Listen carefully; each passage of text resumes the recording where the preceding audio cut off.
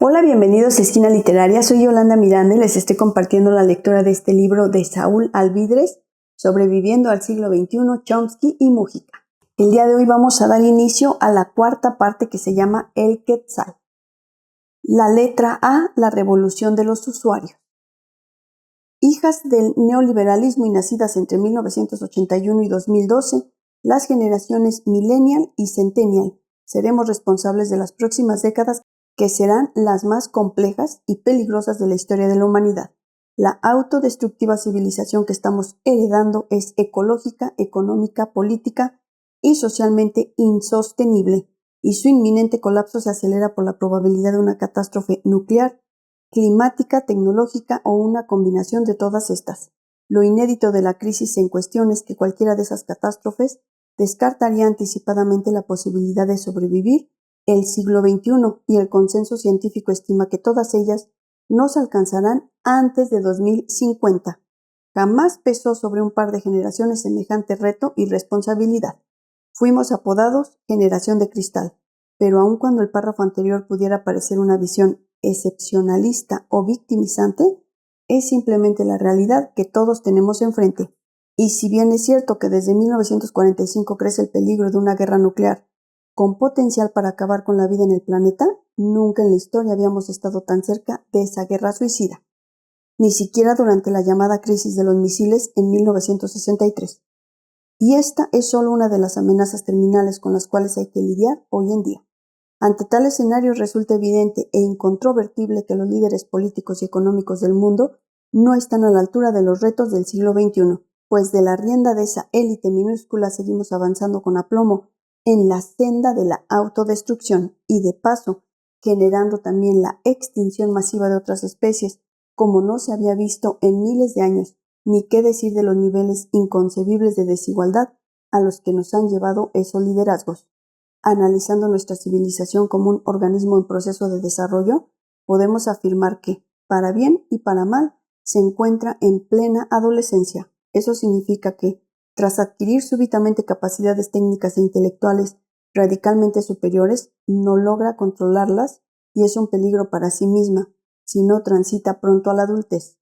Poderosa e irresponsable, frenética e inestable, la humanidad debe convertirse en adulta en las próximas décadas, pues de lo contrario nuestra especie se autodestruirá o con un poco de suerte volverá a la era de palos y piedras para comenzar de nuevo. Esa es nada menos la misión histórica de Millennials y Centennials: construir una civilización de adultos capaz de relevar a tiempo la inmadurez programada que amenaza con cancelar el futuro de la especie humana.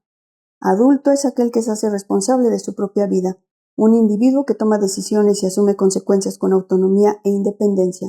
Sin embargo, aunque hoy nuestras sociedades están llenas de individuos mayores de edad, el mundo carece de ciudadanos cabalmente adultos, porque estamos estructuralmente impedidos para hacerlo. Pero cambiar este esquema social es imposible hasta que se reconozca que decidir quien decide no es decidir, y que consecuentemente votar cada 4 o 6 años quien determina todo lo demás no es democracia. De modo que este gigantesco problema es fundamentalmente político, un conflicto sobre quien decide qué dentro del grupo. No obstante, en el siglo XXI, la solución ya no está en reemplazar a la élite que tenemos con otra mejor.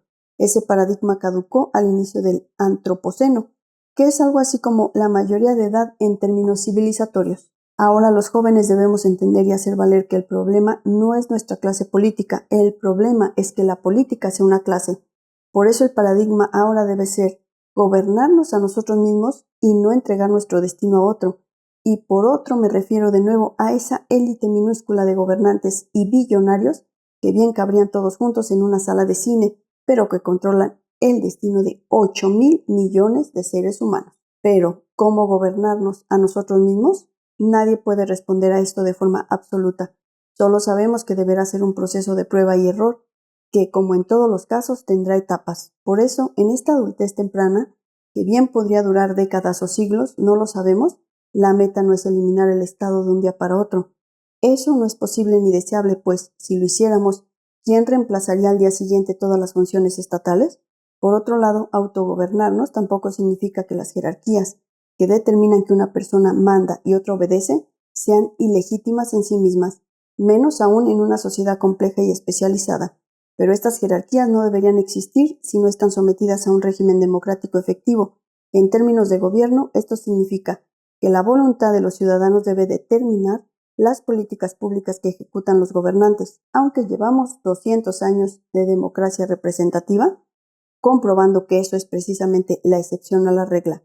Nuestros representantes populares no atienden la voluntad o las necesidades de sus representados, atienden primordialmente sus propios intereses, y por eso la lucha de este siglo es gobernarnos colectivamente a nosotros mismos, con participación directa, no subordinarnos en masa a unas cuantas personas que deciden todo, alegando que el resto es incapaz de hacerlo. Creo que los adultos o los ciudadanos del siglo XXI no necesitamos representantes, y cambiar esto es un proceso que debe construirse desde abajo de la pirámide social, primero creando conciencia política sobre esto y después implementando cambios institucionales que empoderen al ciudadano a través de su participación en el gobierno. Para ello, las generaciones Millennial y Centennial debemos iniciar un proceso progresivo de transición del poder de decisión hacia las masas haciendo uso del plebiscito, del referéndum y de otros instrumentos o instituciones pertinentes, como las empresas cooperativas, organizaciones productivas en las que el trabajador participa de la propiedad y las decisiones de la empresa, en el ámbito productivo y laboral.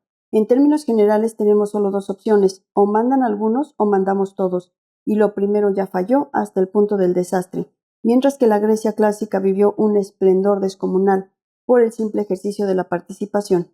Y sí, Atenas era una sociedad pequeña, pero el ejercicio de decidir colectivamente es un mero proceso de comunicación, y argumentar límites técnicos para ejercitar a gran escala un sistema similar en plena era digital es un absurdo, aunque ciertamente requerirá construir herramientas nuevas. Debemos reconocer a tiempo que si la política, a diferencia de casi todo lo demás, no se ha digitalizado aún es porque a los intermediarios gobernantes y élites económicas no les conviene. Por eso en la descentralización del poder está la clave. Y no me refiero solo a criptomonedas o a los distintos usos que podemos hacer de la tecnología blockchain. Me refiero a la politización masiva de la gente, que es el tipo de educación más urgente en este momento, a partir del ejercicio cotidiano de decidir y afrontar consecuencias de las decisiones que tomamos en el ámbito público. Eso es ser un ciudadano adulto. Actualmente solo unos cuantos deciden por la inmensa mayoría, y el defecto de este sistema es que esa minoría gobernante situada en la cúspide de la pirámide socioeconómica no sufre las consecuencias de las decisiones que toma en nombre de toda la población mundial. Por el contrario, generalmente se beneficia en perjuicio de las mayorías, y eso es precisamente lo que dejó de ser viable. Ahora los jóvenes debemos cambiar de estrategia para descontinuar este sistema, considerando que intentar destruirlo solo ayuda a perpetuarlo, construyendo algo nuevo. La lucha ahora es por hacer a los administradores del sistema tan obsoletos como las películas en formato VHS o la música en CD, y eso implica construir de manera autónoma y colectiva modelos de organización paralela que sean más eficientes que el modelo que justifica la existencia del poder monopolizado y los representantes tradicionales. Por eso, más allá de combatirlos frontalmente, debemos generar las condiciones para que estos intermediarios entre el poder y el ciudadano se extingan por su propia naturaleza, la cual es ineficiente e injusta, y en este punto civilizatorio es incluso suicida. Los usuarios deben gobernar el sistema, lo cual sería sin duda toda una revolución, pero tal proeza civilizatoria requiere un cambio cultural que ponga en el centro el paradigma de la autodeterminación colectiva. Esto implica que en el siglo XXI el revolucionario ya no será quien toma el poder para repartirlo, sino quien reparte el poder sin tomarlo. De modo que hoy la lucha no es por gobernar a la gente, es porque la gente se gobierna a sí misma, y a esta altura del partido creo que opinar lo contrario es muy incivilizado. Es vital también advertir en este proceso político que la lucha por el ciberespacio y por el campo de la comunicación es clave, pues siendo el Internet la primera herramienta que permite a la humanidad conversar consigo misma, el objetivo de articular masivamente a los ciudadanos debe hacer uso de esta inédita oportunidad. Desafortunadamente la era de la conectividad prometía libertad y acceso enlazando a unos con otros en todo el mundo, pero sucedió algo muy distinto. En realidad, la conectividad nos encadenó a unos cuantos monopolios digitales en los que el usuario es la mercancía, ya que ni Google ni Facebook son servicios gratuitos. El valor del mercado de estas poderosas empresas se establece en función de su capacidad para extraer información privada, data y metadata del usuario y en su capacidad para influir en las decisiones de este a través del estudio furtivo y permanente de patrones de conducta individuales para la dosificación masiva de información personalizada.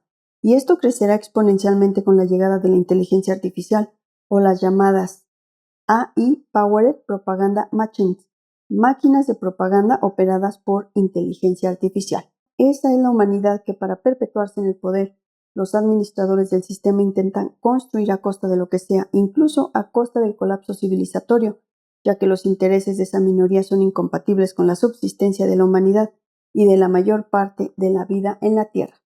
En la guerra por el ciberespacio, que los jóvenes debemos emprender con mucha mayor determinación que la demostrada hasta ahora, es útil reconocer que la batalla por la privacidad se perdió, en términos de que dentro de un sistema capitalista nunca vamos a lograr que empresas como Google y Facebook respeten al usuario. Sin embargo, eso no da por terminada la guerra por el ciberespacio. En realidad solo exige un cambio de estrategia.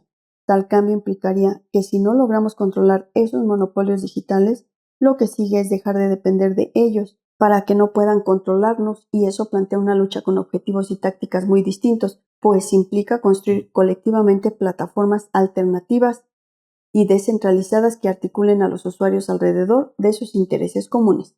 Para dejar atrás la trampa de la conectividad debemos encaminarnos a una era de articulatividad, en la cual un pueblo, una ciudad, un país entero, una empresa o cualquier grupo pueda comenzar a informarse, decidir y actuar colectivamente de manera autónoma y sin intermediarios a través de plataformas descentralizadas, porque no es lo mismo estar juntos como impone la conectividad que estar unidos, como propone la articularidad, y de la misma forma es muy distinto estar todos encadenados a unos cuantos monopolios digitales que estar articulados entre nosotros con plataformas descentralizadas que configuren sujetos, usuarios colectivos, digitales altamente eficientes.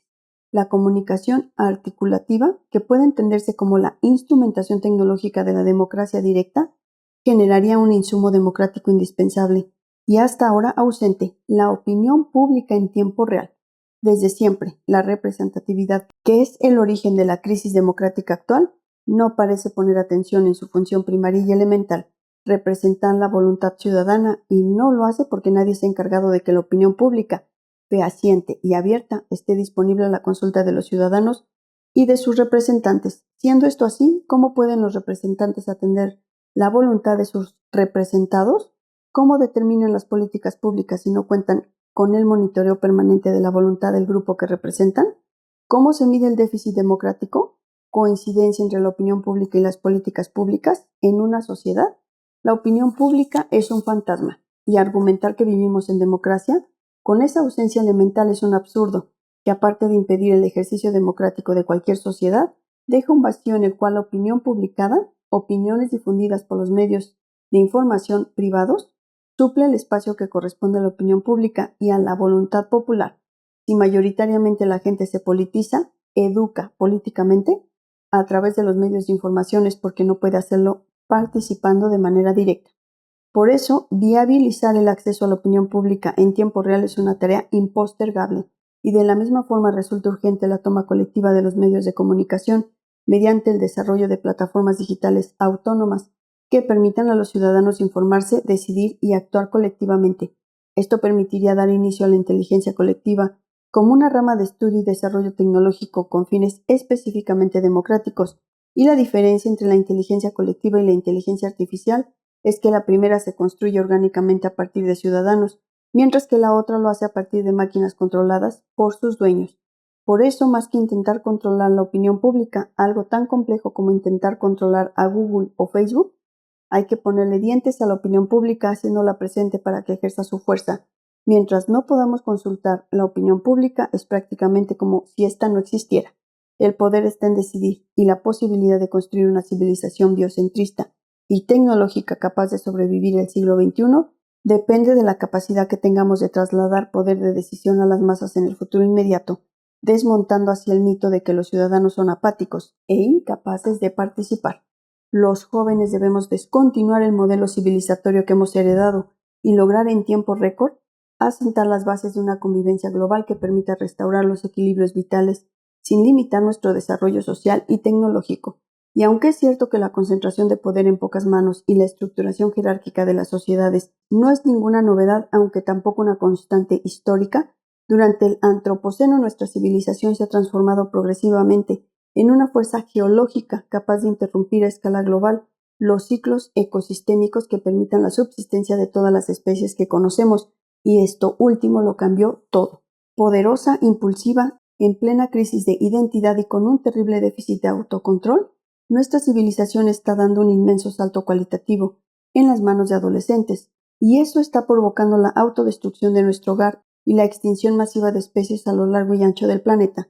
No es casualidad que las instituciones que nos trajeron hasta aquí atraviesen una profunda crisis de credibilidad en todo el mundo, mientras que la polarización política se incrementa en las calles, reflejando así el estado de incertidumbre y confusión que atraviesa cualquier adolescente al tratar de definir su lugar en el mundo. Y todo esto se va potenciando por las nuevas formas de comunicación, convivencia y pertenencia, que al digitalizarse modifican el flujo de la información y el entramado social. Ante todos estos cambios estamos frente a un proceso de adaptación que requiere tiempo que no tenemos. Sin embargo, no hay lucha más importante que esta, y debemos tomar las riendas de este problema de inmediato. Debe quedar claro que no vivimos en una democracia. Bajo esta farsa, los líderes políticos de hoy y la doctrina económica imperante aún se revisten discursivamente de ese concepto, pero la democracia está muerta y con su cadáver se disfraza la plutocracia, que es el inviable gobierno de los más ricos y la raíz del problema de la humanidad. La humanidad puede ser sostenible en este planeta. Lo que es inviable es la dominación globalizada, y por eso la solución es que los usuarios gobiernen el sistema. Espero que les haya gustado la lectura del día de hoy de este libro, Sobreviviendo al siglo XXI, Chomsky y Mújica. Recuerden que los invito a que me dejen sus comentarios, se suscriban al canal, le den like a la lectura, la compartan y me sigan en mis redes sociales. Los espero el próximo sábado para continuar con esta lectura. Muchas gracias por escucharme.